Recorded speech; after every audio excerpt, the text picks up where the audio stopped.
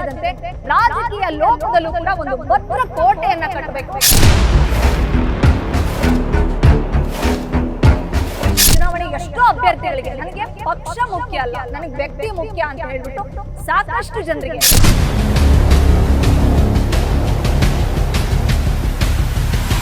ಕನ್ನಡ ಚಿತ್ರರಂಗದ ಯಜಮಾನ ಕಾದಿ ಕೊಟ್ಟು ಈ ಒಂದು ಬೈ ಎಲೆಕ್ಷನ್ ಅಂದ್ರೆ ಚನ್ನಪಟ್ಟಣದ ವಿಧಾನಸಭಾ ಬೈ ಎಲೆಕ್ಷನ್ ಅಲ್ಲಿ ಸ್ಪರ್ಧೆ ಮಾಡ್ತಿದ್ರೆ ಬಹುಶಃ ಚಾಲೆಂಜಿಂಗ್ ಸ್ಟಾರ್ ದರ್ಶನ್ ಅವರಿಗೆ ಒಂದು ಕನಸಿತ್ತು. ಆ ಮಹಾ ಸಾಮ್ರಾಜ್ಯಕ್ಕೆ ಒಡೆಯನಾಗೋದಕ್ಕೆ ಚಾಲೆಂಜಿಂಗ್ ಚಕ್ರವರ್ತಿ ಸಕಲ ತಯಾರಿಯನ್ನ ಮಾಡ್ಕೊಂಡಿದ್ರು. ಅಷ್ಟರಲ್ಲಿ ಚಿತ್ರದುರ್ಗದ ರೇಣುಕಾಸ್ವಾಮಿ ಕೊಲೆ ಕೇಸ್ನಲ್ಲಿ ದರ್ಶನ್ ಅವರನ್ನ ಬಂಧಿಸಲಾಗಿದೆ. ಸದ್ಯ ಅವರು ತನಿಖೆ ಎದುರಿಸ್ತಾ ಇದ್ದಾರೆ. ಈ ಒಂದು ಕೊಲೆ ಪ್ರಕರಣವೇ ಚಾಲೆಂಜಿಂಗ್ ಸ್ಟಾರ್ ದರ್ಶನ್ ಅವರ ಕನಸುಗಳನ್ನ ನುಚ್ಚು ನೂರು ಮಾಡಿದೆಯಂತೆ. ಅವರು ಕಟ್ಟಬೇಕಾಗಿರ್ತಕ್ಕಂಥ ಒಂದು ಭದ್ರ ಕೋಟೆಗೆ ಈ ಒಂದು ಕೊಲೆ ಪ್ರಕರಣ ಮುಳುವಾಗುತ್ತೆ ಅನ್ನುವಂಥ ಮಾತುಗಳು ಕೂಡ ಕೇಳಿ ಬರ್ತಾ ಇದೆ. ಅಷ್ಟಕ್ಕೂ ದರ್ಶನ್ ಅವರು ಕಂಡಿರ್ತಕ್ಕಂಥ ಕನಸಾದ್ರೂ ಯಾವುದು? ಅದ್ಯಾವ ಕೋಟೆಯನ್ನ, ಅದ್ಯಾವ ಮಹಾ ಸಾಮ್ರಾಜ್ಯವನ್ನ ಕಟ್ಟಲಿಕ್ಕೆ ಚಾಲೆಂಜಿಂಗ್ ಸ್ಟಾರ್ ದರ್ಶನ್ ಹೊರಟಿದ್ರು? ಈ ಎಲ್ಲ ಕುತೂಹಲದ ಪ್ರಶ್ನೆಗಳಿಗೆ ಉತ್ತರ ಕೊಡಬೇಕು ಅಂತಾನೆ ಈ ಒಂದು ಸ್ಪೆಷಲ್ ಸ್ಟೋರಿ ಮೂಲಕ ಬಂದಿದ್ದೇನೆ.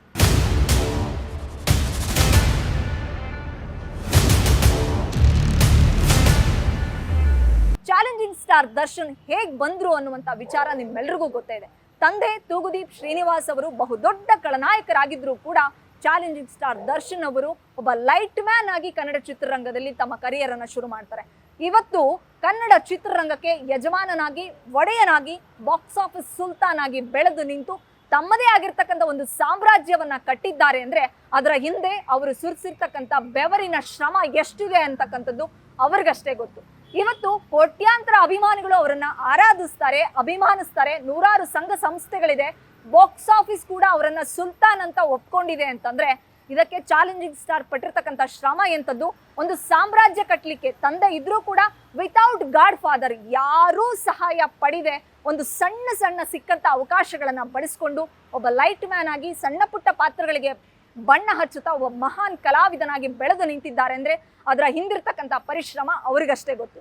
ಇವತ್ತು ಯಾಕೆ ನಾವು ಚಾಲೆಂಜಿಂಗ್ ಸ್ಟಾರ್ ದರ್ಶನ್ ಅವರ ಸಿನಿಮಾ ಸಾಮ್ರಾಜ್ಯದ ಬಗ್ಗೆ ಮಾತಾಡ್ತಿದ್ದೀವಿ ಅಂದ್ರೆ ಸಿನಿಮಾ ರಂಗದಲ್ಲಿ ಅವ್ರು ಕಟ್ಟಿರ್ತಕ್ಕಂಥ ಸಾಮ್ರಾಜ್ಯದಂತೆ ರಾಜಕೀಯ ಲೋಕದಲ್ಲೂ ಕೂಡ ಒಂದು ಭದ್ರ ಕೋಟೆಯನ್ನ ಕಟ್ಟಬೇಕು, ಒಂದು ಮಹಾನ್ ಸಾಮ್ರಾಜ್ಯವನ್ನ ಕಟ್ಟಬೇಕು ಅಂತಕ್ಕಂಥದ್ದು ಅವ್ರ ಕನಸಾಗಿತ್ತು ಅನ್ನುವಂಥ ವಿಚಾರ ಕೂಡ ಗೊತ್ತಾಗ್ತಾ ಇದೆ. ಅರೆ ನಂಗೆ ರಾಜಕೀಯ ಆಗ್ಬರಲ್ಲ ರೀ, ನನ್ನ ಟೆಂಪರ್ಗೆ ರಾಜಕೀಯ ಮ್ಯಾಚ್ ಆಗಲ್ಲ, ಯಾವುದೇ ಕಾರಣಕ್ಕೂ ನಾನು ರಾಜಕೀಯಕ್ಕೆ ಬರಲ್ಲ, ಸಿಕ್ಕ ಅವ್ರಿಗೆ ಸಲಾ ಹೊಡಿಯಲ್ಲ, ಮತ್ತೆ ಈ ಓಟ್ ಹಾಕ್ದವ್ರು ಸುಮ್ಮನೆ ಇರ್ತಾರ, ಬಾಯಿಗೆ ಬಂದಂಗೆ ಮಾತಾಡ್ತಾರೆ, ಅವ್ರೆಲ್ಲರ ಹತ್ರ ನಾನು ಮಾತು ಕೇಳಕ್ ತಯಾರಿಲ್ಲ, ನಾನೊಬ್ಬ ಕಲಾವಿದ, ಮುಖಕ್ಕೆ ಬಣ್ಣ ಹಚ್ಕೊಂಡು ನಿರ್ದೇಶಕರು ನಿರ್ಮಾಪಕರು ಕೊಟ್ಟಿರ್ತಕ್ಕಂಥ ಪಾತ್ರಗಳಿಗೆ ಜೀವ ತುಂಬೋದಷ್ಟೇ ಕೆಲಸ. ಯಾಕಂದ್ರೆ ನೂರಾರು ಕೋಟ್ಯಾಂತರ ಅಭಿಮಾನಿಗಳು ನನ್ನನ್ನು ಆರಾಧಿಸ್ತಾರೆ, ಕಲಾ ಸರಸ್ವತಿ ನನ್ನನ್ನು ಒಪ್ಕೊಂಡಿದ್ದಾಳೆ, ಸಿಕ್ಕಂತ ಪಾತ್ರಗಳಿಗೆ ಜೀವ ತುಂಬಿ ನಾನು ಸಿನಿಮಾ ರಂಗದಲ್ಲೇ ಇರ್ತೀನಿ ಅನ್ನುವಂಥ ಮಾತುಗಳನ್ನ ದರ್ಶನ್ ಸಾಕಷ್ಟು ಬಾರಿ ಹೇಳಿದ್ದಾರೆ. ಹೀಗಿರುವಾಗ ರಾಜಕೀಯ ಲೋಕದಲ್ಲಿ ತಮ್ಮದೇ ಆಗಿರ್ತಕ್ಕಂಥ ಸಾಮ್ರಾಜ್ಯವನ್ನ ಕಟ್ಲಿಕ್ಕೆ ಹೊರಟಿದ್ರು ಅನ್ನುವಂಥ ವಿಚಾರ ಯಾರು ಹೇಳಿದ್ರು? ಈ ಒಂದು ಪ್ರಶ್ನೆ ನಿಮ್ಮ ಕಣ್ಮುಂದೆ ಬರುತ್ತೆ, ಜೊತೆಗೆ ನಿಮ್ಮಲ್ಲೂ ಕೂಡ ಆ ಪ್ರಶ್ನೆ ಉದ್ಭವ ಆಗುತ್ತೆ. ಇದಕ್ಕೆ ಉತ್ತರ ಕೊಡಬೇಕು ಅಂದ್ರೆ ಕಳೆದ 4 ದಿನಗಳ ಹಿಂದೆ ಚನ್ನಪಟ್ಟಣದ ವಿಧಾನಸಭಾ ಕ್ಷೇತ್ರದ ಶಾಸಕರು ಮತ್ತು ಬಿಜೆಪಿ ನಾಯಕರು ಆಗಿರ್ತಕ್ಕಂಥ CP ಯೋಗೇಶ್ವರ್ ಅವರು ಒಂದು ಮಾತು ಹೇಳ್ತಾ ಇದ್ರು. ಸೊ DK ಬ್ರದರ್ಸು ಒಂದು ಮಾಸ್ಟರ್ ಪ್ಲಾನ್ ಮಾಡಿದ್ರು. ಒಬ್ಬ ವ್ಯಕ್ತಿಯನ್ನ, ಒಬ್ಬ ಅಚ್ಚರಿಯ ಅಭ್ಯರ್ಥಿಯನ್ನ ಚನ್ನಪಟ್ಟಣದ ಉಪಚುನಾವಣಾ ಕ್ಷೇತ್ರಕ್ಕೆ ಕಣಕ್ಕಿಳಿಸೋದಕ್ಕೆ ಹೊರಟಿದ್ರು. ಆದ್ರೆ ಏನ್ ಮಾಡೋದು, ಅವ್ರದ್ದು ನಸೀಬ್ ಚೆನ್ನಾಗಿಲ್ಲ ಅನ್ಸುತ್ತೆ, ಅಥವಾ ಮಾಸ್ಟರ್ ಪ್ಲಾನ್ ವರ್ಕೌಟ್ ಆಗ್ತಿಲ್ಲ. ಯಾಕಂದ್ರೆ ಆ ಅಚ್ಚರಿಯ ಅಭ್ಯರ್ಥಿ ಇವತ್ತು ಪೊಲೀಸರ ವಶದಲ್ಲಿದ್ದಾರೆ ಅನ್ನುವಂಥ ಹಿಂಟ್ ಕೊಟ್ಟಿದ್ದು. ಆ ಹಿಂಟ್ ಕೊಟ್ಟ ತಕ್ಷಣ ಎಲ್ರಿಗೂ ಗೊತ್ತಾಯ್ತು ಚಾಲೆಂಜಿಂಗ್ ಸ್ಟಾರ್ ದರ್ಶನ್ ಅವರು ಚಿತ್ರದುರ್ಗದ ರೇಣುಕಾಸ್ವಾಮಿ ಕೊಲೆ ಕೇಸ್ನಲ್ಲಿ ಅಂಧರಾಗಿದ್ದು ಪೊಲೀಸರು ಅವರನ್ನ ಬಂಧಿಸಿರೋದು, ತನಿಖೆ ಎದುರಿಸ್ತಾ ಇರೋದು. ಸೊ ಇದೆಲ್ಲ ಗೊತ್ತಾಗ್ತಿದ್ದಂತೆ DK ಬ್ರದರ್ಸು ಚನ್ನಪಟ್ಟಣದ ಬೈ ಎಲೆಕ್ಷನ್ಗೆ ಸ್ಪರ್ಧಿಯನ್ನಾಗಿ ಕಣಕ್ಕಿಳಿಸೋದಕ್ಕೆ ಹೊರಟಿದ್ದು ಚಾಲೆಂಜಿಂಗ್ ಸ್ಟಾರ್ ದರ್ಶನ್ ಅವರನ್ನೇ ಅನ್ನುವಂಥ ವಿಚಾರ ಎಲ್ರಿಗೂ ಗೊತ್ತಾಯ್ತು. ಹಾಗಾದ್ರೆ ಇದಕ್ಕೆ ದರ್ಶನ್ ಅವರು ಸಮ್ಮತಿ ಕೊಟ್ಟಿದ್ರಾ? ಇದಕ್ಕಾಗಿನೇ ಅವರು ಇಲ್ಲಿವರೆಗೂ ಕೂಡ ಸಾಕಷ್ಟು ವಿಧಾನಸಭಾ ಕ್ಷೇತ್ರ ಚುನಾವಣೆ, ಲೋಕಸಭಾ ಚುನಾವಣೆ ಎಷ್ಟೋ ಅಭ್ಯರ್ಥಿಗಳಿಗೆ ನನಗೆ ಪಕ್ಷ ಮುಖ್ಯ ಅಲ್ಲ, ನನಗೆ ವ್ಯಕ್ತಿ ಮುಖ್ಯ ಅಂತ ಹೇಳ್ಬಿಟ್ಟು ಸಾಕಷ್ಟು ಜನರಿಗೆ, ಸುಮಲತಾ ಅಂಬರೀಶ್ ಅವರು ಮದರ್ ಇಂಡಿಯಾನ ಇರ್ಬೋದು, ಅವ್ರಿಗೆ ಪ್ರಚಾರ ಮಾಡಿದ್ರು, ಜಮೀರ್ ಅಹಮದ್ ಅವರಿಗೆ ಪ್ರಚಾರ ಮಾಡಿದ್ರು, ಸೊ ವಿನಯ್ ಕುಲಕರ್ಣಿ ಅವರಿದ್ರು, ಸತೀಶ್ ರೆಡ್ಡಿ ಇದ್ರು. ಈಗ ಲೋಕಸಭಾ ಚುನಾವಣೆ, ಮೊನ್ನೆ ನಡೆದಂತ ಲೋಕಸಭಾ ಚುನಾವಣೆಯಲ್ಲಿ ಸ್ಟಾರ್ ಚಂದ್ರು ಅವರ ಪರವಾಗಿ ಪ್ರಚಾರ ಮಾಡಿದ್ರು. ಯಾರು ಅವರು ಆಪ್ತರಿರ್ತಾರೋ ಅವರು ವ್ಯಕ್ತಿ ಪರವಾಗಿ ಹೋಗಿ ಇಷ್ಟು ದಿನ ಪ್ರಚಾರ ಮಾಡಿದ್ರು. ಇಷ್ಟು ದಿನ ರಾಜಕೀಯ ಕಣದಲ್ಲಿ ಸ್ಟಾರ್ ಕ್ಯಾಂಪೈನರ್ ಆಗಿ ಚಾಲೆಂಜಿಂಗ್ ಸ್ಟಾರ್ ದರ್ಶನ್ ಅವರು ಪ್ರಚಾರ ಮಾಡಿದ್ದು ಕಾದಿ ತೊಟ್ಟು ಕಣಕ್ಕಿಳಿಯೋದಕ್ಕೋಸ್ಕರನ? ರಾಜಕೀಯ ಲೋಕದಲ್ಲಿ ಭದ್ರ ಕೋಟೆಯನ್ನ ಕಟ್ಲಿಕ್ಕೋಸ್ಕರನೇ ಇಷ್ಟು ದಿನ ಎಲ್ಲರ ಪರವಾಗಿ ಪ್ರಚಾರ ಮಾಡ್ಕೊಂಡು ಬಂದ್ರ? ಇದೊಂದು ಕ್ವಶನ್ ಮಾರ್ಕ್ ಉಟ್ಕೊಳ್ಳುತ್ತೆ. ರಾಜಕೀಯ ಪಡಸಾಲೆಯಲ್ಲಿ ಕೇಳಿ ಬರ್ತಕ್ಕಂಥ ವಿಚಾರ, ಅವರು ಕಾಂಗ್ರೆಸ್ ಪಕ್ಷದಿಂದ ಸ್ಪರ್ಧೆ ಮಾಡ್ಲಿಕ್ಕೆ ರೆಡಿ ಇದ್ರು. ಅವರ ಅಮ್ಮ ಮೀನಾ ತೂಗುದೀಪ್ ಶ್ರೀನಿವಾಸ್ ಅವರು ಕೂಡ ಕಾಂಗ್ರೆಸ್ ಪಕ್ಷದಲ್ಲಿ ಗುರುತಿಸಿಕೊಂಡಿದ್ದು ನಿಮ್ಮೆಲ್ರಿಗೂ ಗೊತ್ತೇ ಇದೆ. ಸಿನಿಮಾ ಕ್ಷೇತ್ರದಲ್ಲಿ ಹೇಗೆ ತಮ್ಮ ಸಾಮ್ರಾಜ್ಯವನ್ನ ಕಟ್ಟಿದ್ರು, ರಾಜಕೀಯ ಪಡಸಾಲೆಯಲ್ಲೂ ಕೂಡ ಚಾಲೆಂಜಿಂಗ್ ಚಕ್ರವರ್ತಿ ಒಂದು ಅಧಿಕಾರದ ಗದ್ದುಗೆಯನ್ನ ಏರೋದಕ್ಕೆ ಹೊರಟಿದ್ರು.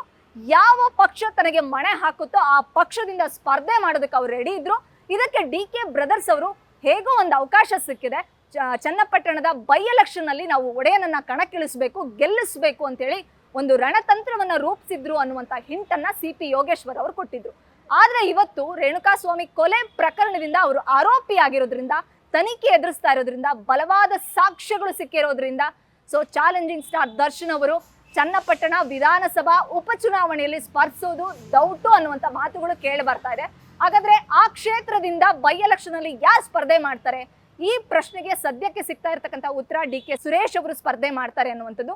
ಅದು ಪಕ್ಕಕ್ಕಿಡೋಣ, ಯಾರು ಸ್ಪರ್ಧೆ ಮಾಡ್ತಾರೆ, ಯಾರಿಗೆ ಗೆಲುವು ಸಿಗುತ್ತೆ ಅದು secondary. But challenging star Darshan ಅವರ ಮಹಾ ಕನಸಿಗೆ ಪವಿತ್ರ ಗೌಡನೇ ಕೊಳ್ಳಿ ಇಟ್ಟಂತಾಗಿದೆ.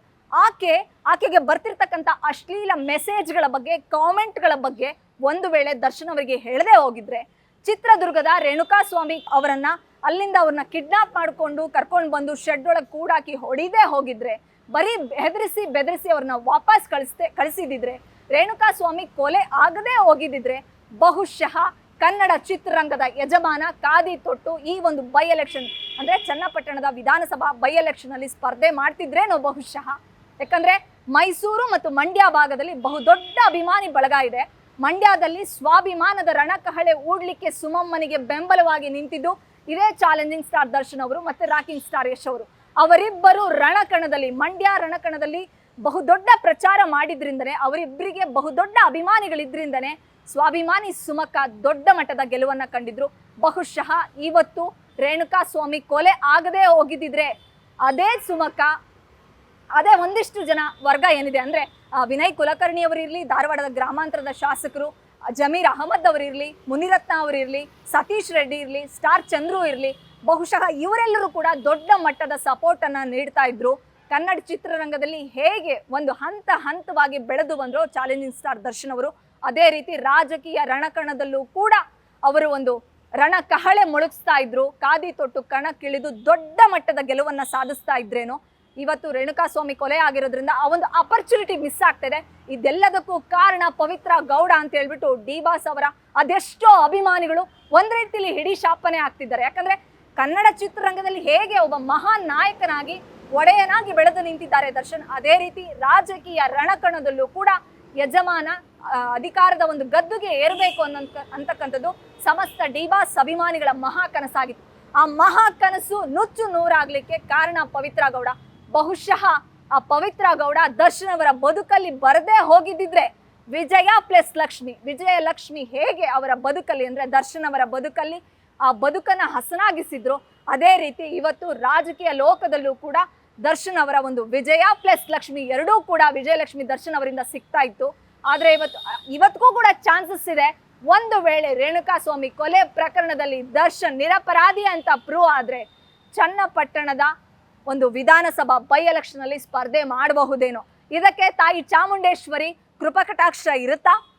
ಹೇಗೆ ಬೆಳ್ಳಿ ತೆರೆಯನ್ನ ಬ್ಯಾಂಗ್ ಮಾಡಿ ಬಹುದೊಡ್ಡ ಸೂಪರ್ ಸ್ಟಾರ್ ಆಗಿ ಬೆಳೆದು ನಿಂತರೋ ಅದೇ ರೀತಿ ಚನ್ನಪಟ್ಟಣದ ಬೊಂಬೆ ನಾಡಲ್ಲಿ ಚಾಲೆಂಜಿಂಗ್ ಸ್ಟಾರ್ ದರ್ಶನ್ ಅವರು ಕಿಂಗ್ ಆಗಿ ಮೆರೀತಾರ? ಇದಕ್ಕೆ DK ಬ್ರದರ್ಸ್ ಅವರ ಸಾಥ್ ಹೇಗಿರುತ್ತೆ ಇದೆಲ್ಲವನ್ನು ಕೂಡ ಕಾದ್ ನೋಡಬೇಕು. ಬಟ್ CP ಯೋಗೇಶ್ವರ್ ಅವರು ಒಂದು ಸಣ್ಣ ಹಿಂಟ್ ಅನ್ನ ಕೊಟ್ಟರು. ಆದ್ರೆ ಅವ್ರು ಹೇಳಿದ್ದಾರೆ ಅವರ ಅಚ್ಚರಿ ಅಭ್ಯರ್ಥಿ ದರ್ಶನ್ ಅವರಂತೂ ಈಗಿಲ್ಲ, ನಾನಂತೂ ಸ್ಪರ್ಧೆ ಮಾಡ್ತೀನಿ, ಅವ್ರು ಯಾರನ್ನಾದ್ರೂ ಸ್ಪರ್ಧೆಗೆ ಇಳಿಸ್ಲಿ ಅಂತ ಹೇಳ್ತಿದ್ದಾರೆ. ಸೊ ನೋಡೋಣ ಚನ್ನಪಟ್ಟಣದಲ್ಲಿ ಯಾರು ಅಧಿಕಾರದ ಗದ್ದುಗೆಯನ್ನು ಹಿಡಿತಾರೆ ಬೈ ಎಲೆಕ್ಷನ್ ಅಲ್ಲಿ. ಒಂದು ವೇಳೆ ನಮ್ಮ ಡಿ.ಬಾಸ್ ಅವರು ನಿರಪರಾಧಿಯಾಗಿ ಪ್ರೂವ್ ಆಗಿ ಅವ್ರೇನಾದ್ರೂ ವಾಪಸ್ ಬಂದು ಅವರೇ ಕಣಕ್ಕಿಳಿತಾರ?